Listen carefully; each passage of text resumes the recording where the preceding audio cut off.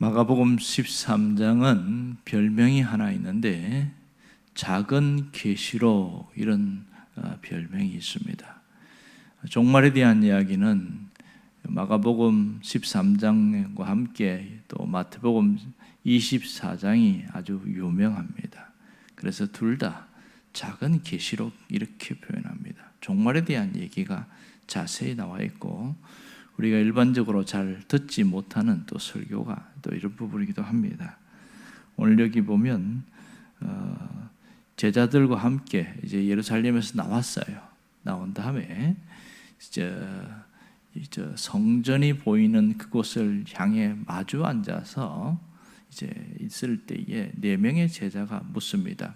베드로와 요한, 야고보, 안드레 이렇게 네 명이 묻는데 종말의 때에 언제 이런 일들이 일어날까? 이렇게 묻습니다. 그것이 언제입니까? 이렇게 물어요. 그러니까 성전이 무너질 것이다 앞에 그런 얘기를 했는데 그럼 언제 이게 이루어집니까? 그것을 묻습니다. 자, 4절에 보면 어느 때에 이런 일이 있었으며 또 이런 일이 있을 때에 무슨 징조가 있습니까? 두 가지를 묻지요. 하나는 종말의 때가 언제냐 이것을 묻고 있고요. 또 하나는 그러한 때에 일어나는 어떤 현상, 징조가 무엇입니까? 이렇게 묻습니다. 지금 제자들의 초점은 언제냐 이 때에 대한 것에 관심이 굉장히 많습니다. 이것은 우리와 동일하죠. 보통 언제 예수님이 오십니까? 언제 이런 마지막 때가 일어납니까? 휴거가 언제 일어납니까? 이렇게 질문하는 것 같습니다. 자, 여기에서 제자들이 이 심판의 때와 징조를 묻는 것은 왜 이렇게 묻냐는 것을 한번 따져봐야 합니다. 그것은 그들이 갖고 있는 의식 때문에 그래요. 그들은 여전히 메시아에 대해서 어떤 의식을 갖고 있냐? 다른 사람들과 동일한 생각, 그러니까 정치적 메시아를 믿고 있습니다. 일반 메시아 사상을 가지고 있는 대부분 유대인들은 정치적 메시아를 믿었어요. 힘을 가진 메시아, 권력을 가지고 우리를 지배하고 있는 로마를 뒤집을 수 있는 정권을 바꾸는 그런 어마어마한 능력의 메시아를 믿고 있었던 것이죠. 그래서 이런 일이 언제 일어납니까? 이 때를 물은 것이고요. 또 하나는 그들 속에 있는 신앙의 우월성을 드러내고 있습니다. 그러니까 교묘히 감춰져 있는 신앙적 교만을 이야기하고 있습니다. 그러니까 이런 일이 일어날 때 우리는 예수님을 따랐으니까 괜찮다 이런 의식을 가지고 갖고 있는데 이것은 당시 바리새인들의 생각과도 굉장히 같습니다. 바리새인들은 언제나 나는 너희들과 달라 이러면서 특별 의식이 있었어요. 그래서 내거리에서 손을 들고 하늘을 향하여 기도하고 그것도 큰 소리로 다른 사람이 들으라고 기도하고 기도 내용도 보면 아주 걸작이에요. 하나님 저는 일주일에 2번 금식합니다 이러면서 소리를 질러요. 다른 사람 들으라고. 그리고 매번 11조를 드립니다. 참 유치하게 보이는데 굉장히 교만한 거죠. 그 속에 보면 너희들은 11조 떼먹지 나는 11조 내거든.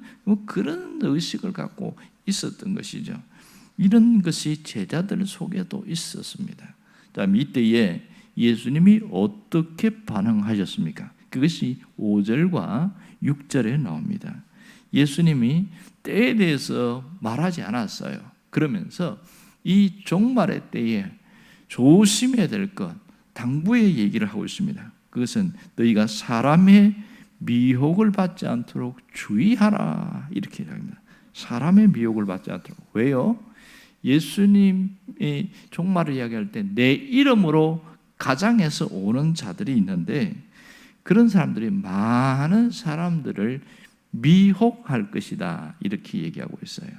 자, 주님은 이 마지막 때에는 미혹하는 자들이 있으니까 조심해야 된다 이 얘기를 하고 있습니다. 그러니 마지막 때 일어나는 영적인 현상 중에 하나가 바로 미혹하는 자들이 있습니다. 쉽게 말해서 이단들이 일어난다는 것이죠. 정말 예수님이 승천하신 이후에 아주 강력한 이단이 일어났는데 그것이 영지주의였습니다. 이 영지주의는 초대 교회와 그 이후까지 약 한 100년에서 200년 가까이 성행했던 그런 이단이었습니다. 굉장히 강력했어요. 그래서 보면 유다서에도 그렇고 베드로 후서도 나오고 요한 3서에서 나오고 계속 이단에 대한 이야기를 강조하고 있습니다. 조심해야 된다. 그런 얘기를 계속하고 있습니다. 이미 예수님이 예언한 그대로 된 것이죠. 2000년이 지난 지금도 보면 전 세계에 얼마나 이단이 많습니까? 우리가 살고 있는 지금 우리나라에도 수십 종류의 이단들이 있습니다. 그렇게 이건 왜 그러냐? 종말의 때이기 때문에 그렇다. 주님이 그렇게 이야기한 것이죠. 자, 이 종말의 때에 왜 미혹하는 사람들에게 넘어가느냐? 이것은 신앙을 가진 사람들이 분별력을 잃어버리면 넘어간다. 그렇게 이야기해요. 분별력을 잃어버릴 때. 여기 보면 많은 사람들이 내 이름으로 온다. 이렇게 표현합니다. 많은 사람들이, 자칭 예수라 하는 사람들이 많다. 이렇게 할 거죠. 분별력을 잃어버리게 되는 이유가 뭐냐면 그 미혹하는 배후에는 사탄이 적극적으로 활동하기 때문에 그렇다는 거예요. 이 사탄의 활동 때문에 그렇습니다. 우리나라에 예수가 몇 명인가 어떤 분이 한번 확인을 해봤대. 그랬더니 지리산에만 있는 사람들만 44명이 있다는 겁니다. 오래전에 지나간 황국조, 박태성, 조희성 이런 사람들, 유재일이라든지 김풍일, 이만희 쭉 세봤더니 44명이 나오는 거예요.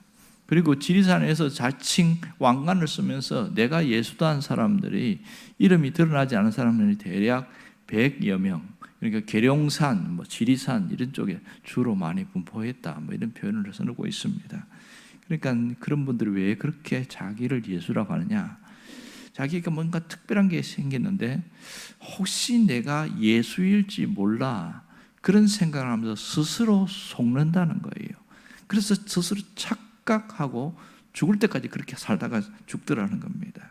여기에서 이런 일들은 반복적으로 있습니다. 오늘 우리에게는 중요한 게 뭐냐?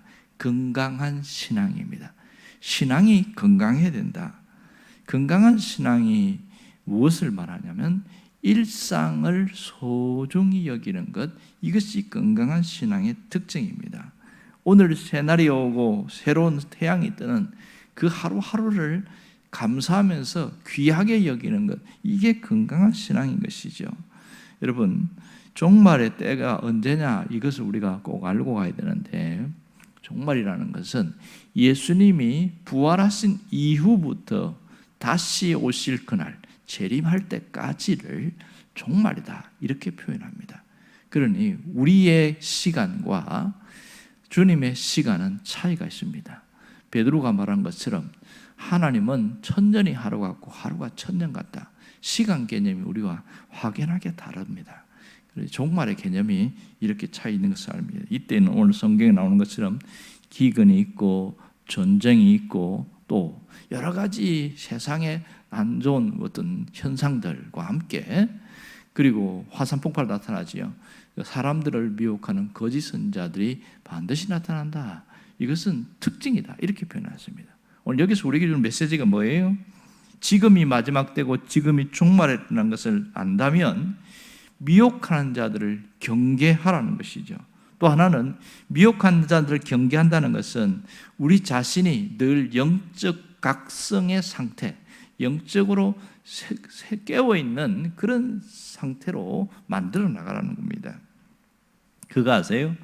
지난 10년 전에 2015년 2월 달에 홍혜선 전도사가 유튜브 방송에도 나와가지고 한국에 12월에 전쟁이 일어난다, 북한에서 다시 밀고 내려온다, 그렇게 해서 굉장히 난리가 났습니다. 실제로 우리나라의 그 시사 교양 프로그램 중에 SBS인가요? 그것이 알고 싶다, 거기도 나가고도 막 이야기를 했어요. 이 사람이 재미교포인데 신학대학을 공부하다가 그만뒀던 모양입니다. 그래갖고 전쟁이 일어난다고 그래가지고 진짜로 교회를 다니는 사람 중에 난리가 난 거예요. 목사님 이게 진짜입니까? 이러면서 실제로 그걸 믿고 외국으로 피신한 사람들이 생겼는데 그 사람들은 뭐라고 하냐면 노아의 방주에 탄 사람들, 그렇게 하고 동남아 지역이나 태국, 캄보디아 이런 지역에 실제로 이민을 간 사람도 있습니다. 얼마나 어리석습니까? 왜 이 모양이 되었을까요? 신앙이 무지하고 바로 서 있지 않아서 그런 거예요. 종말에 대해서 제대로 이해하지 못하니까 그런 사람들의 얘기를 듣고 쑥 넘어가 버리는 겁니다. 여러분, 지금은 종말의 시기인 것을 우리가 분명히 깨달아야 됩니다. 이 말은 무슨 말이냐면 거짓이 난무하는 시대다, 이런 뜻입니다. 사람들이 미혹할 것이라는 것을 주님이 이야기하고 있는데, 여기 미혹이라는 것은 기존 우리가 알고 있는 신앙 지식을 말하는 것이 아니라 새로운 지식을 이야기합니다. 새로운 지식. 제가 신천지에 있던 교인들이 있어서 그 사람 신천지를 연구하다가 보니까 희한한 게 뭐냐면 딱 처음 들어가는데 비유풀이를 시작해요. 비유풀이를 하는데 우리가 알고 있는 지식에서 살짝 비껴나가지고 새로운 걸 집어넣더라고요. 그냥 보면 잘 모르겠더라고요. 자세히 보니까 알죠. 일반 성도들은 다 하나님의 말씀이니까 그런가 하고 받아들이다 보니까 쑥 넘어가는 겁니다. 여기서부터 사람을 흔드는데 어떻게 하냐면 진짜 지식과 함께 가짜를 싹 섞어버립니다. 그런데 그게 달콤한 거예요. 왜 그러냐면 그 미혹에는 반드시 영의 문제가 있습니다. 단순한 지식의 문제가 아니라 사탄이 적극적으로 개입하기 때문에 이런 문제가 생기더라는 것이죠. 악령의 역사가 있기 때문에 거짓된 가르침은 달콤할 수밖에 없습니다. 분명히 어떤 분은 거기에 들어가 있어요.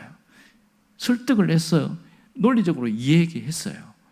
아닌 것을 깨달았어요. 그런데 못 나옵니다. 왜 못 나온 줄 아세요? 그 속에는 영이 지배하고 있기 때문에 못 나오는 거예요.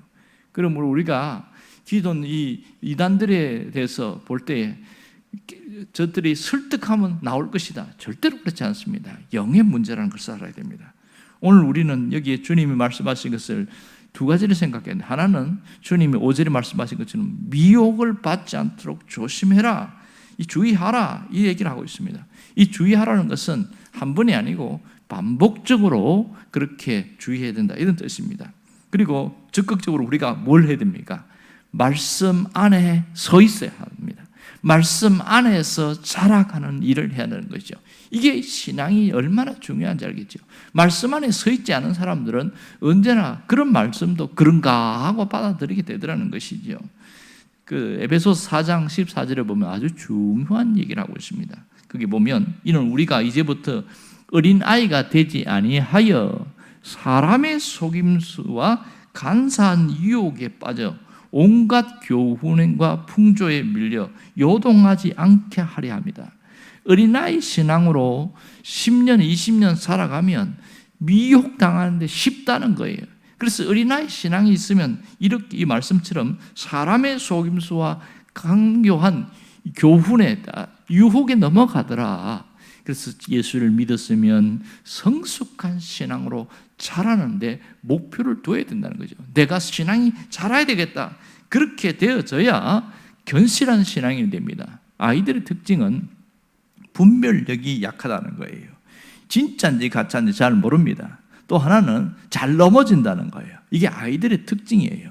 신앙도 마찬가지예요. 오래 믿는 게 중요한 게 아니라 얼마나 신앙적으로 튼튼하게 자라있는가, 이게 중요한 것이죠. 그러므로 성숙한 신앙, 어린아이 신앙이 아니라 성숙한 신앙은 조금 유혹을 받고 상처를 받고 어쩌고 해도 안 넘어져요. 그럴 수 있지 이러면서 툴툴 털고 일어난단 말입니다. 그리고 잘 미혹에 안 넘어갑니다. 진짜인지 가짜인지 정확하게 분별할 줄 압니다. 분별의 능력이 생기게 되는 것이죠. 여러분, 이런 분별의 능력은 말씀 안에 있을 때 되어지는 겁니다. 그러므로 말씀을 귀하게 여기는 게 얼마나 중요한지 몰라요. 종말의 때에는 말씀 안에 있다는 것은 내가 영적으로 깨어있다는 것이고 영적으로 살아있는 상태, 힘을 가진 상태로 살아가는 걸 말하는 것이죠. 사탄은 기가 막히게 알아요. 우리가 영적으로 강하면 꼼짝 못합니다. 하지만 영적으로 약해지면 끊임없이 미혹하는 사람들을 통해서 우리를 흔들어버리고 넘어뜨린다는 사실입니다. 오늘 이렇게 매일매일 아침에 기도하는 것은 깨어있게 하는 하나의 증거가 될 것이고 우리가 살아있는 신앙인으로 살아가는 놀라운 능력이 되는 겁니다. 그러므로 매일매일의 경건의 일상은 너무나 중요합니다. 말씀을 가까이 하고 기도하는 것은 가장 신앙의 기본이요, 깨어있는 신앙의 특징이라고 할 수 있는 것이죠. 여러분은 이 시간들을 소중히 여길 수 있기를 바랍니다. 기도하겠습니다.